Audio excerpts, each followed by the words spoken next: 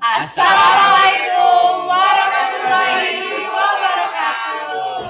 Kami dari kelompok 3 akan menjelaskan tentang seni lukis. Pertama-tama, nama saya Adi Sarasati, absen 3. Saya Megalita, absen 19.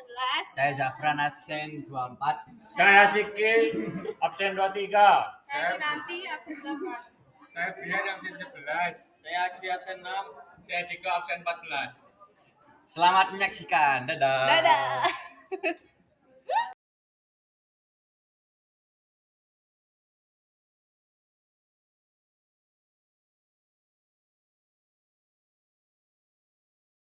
Halo guys, di sini saya akan menjelaskan materi yang pertama, nilai intrinsik dari nilai estetika. Nilai intrinsik yaitu nilai yang berkaitan dengan sifat indrawi, artinya penyerapan mata secara visual menjadi acuan dalam apresiasi. Betul tidak? Betul. Misalnya ada komposisi, Gimana? gagasan, pesan, perlambang tema, dan gaya. Sekian dari materi pertama. Dadah. Woi. Jadi sini ada nilai estetika, nilai ekstrinsik.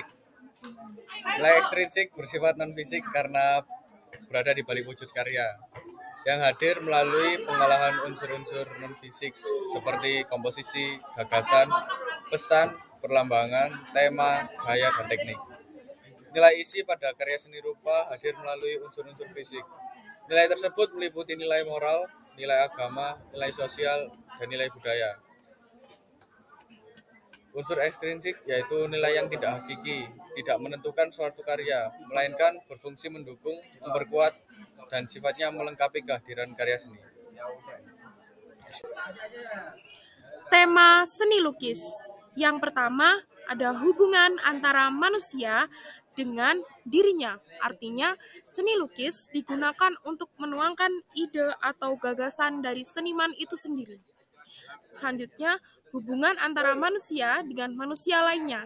Artinya, terkadang seorang pelukis juga mengekspresikan cita rasa keindahan menggunakan orang-orang yang ada di sekitarnya. Selanjutnya, hubungan antara manusia dengan alam sekitarnya. Alam sekitar dapat menjadi objek atau subjek yang menarik untuk menjadi tema sebuah lukisan, seperti pemandangan gunung, hutan, laut, perkampungan, hingga kota.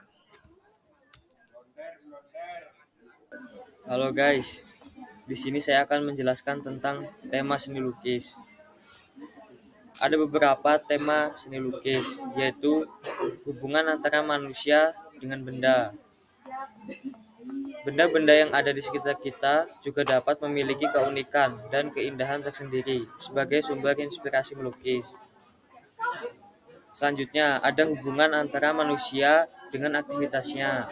Aktivitas kehidupan sehari-hari yang beragam terkadang mencetuskan suatu ide untuk melukis. Kegiatan manusia dapat digambarkan secara langsung pada gambar karya lukis, atau hanya menginspirasi terhadap ekspresi dan emosi yang ingin dikeluarkan oleh seniman. Selanjutnya, ada hubungan antara manusia dengan alam khayal. Imajinasi atau khayalan yang terkadang tiba-tiba melintas atau direnungkan, baik secara sadar ataupun tidak sadar, merupakan inspirasi dan tema yang luar biasa untuk dilukis. Sekian penjelasan dari saya. Terima kasih. Aliran seni lukis. Aliran seni lukis adalah gaya, genre atau paham khas yang diikuti oleh individu atau kelompok tertentu dalam menciptakan karya seni lukis. Aliran yang dimaksud ini dapat berupa gagasan pokok yang dicetuskan oleh seseorang atau mengalir alami muncul sendiri dalam perkembangan seni lukis. Terima kasih. Selanjutnya saya akan menjelaskan tentang seniman lukis.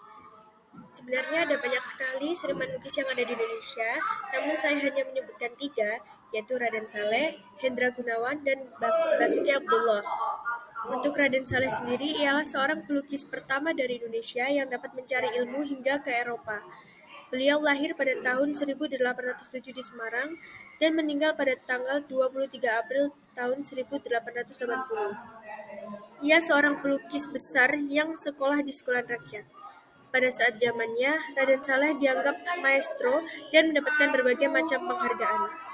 Yang kedua, Hendra Gunawan.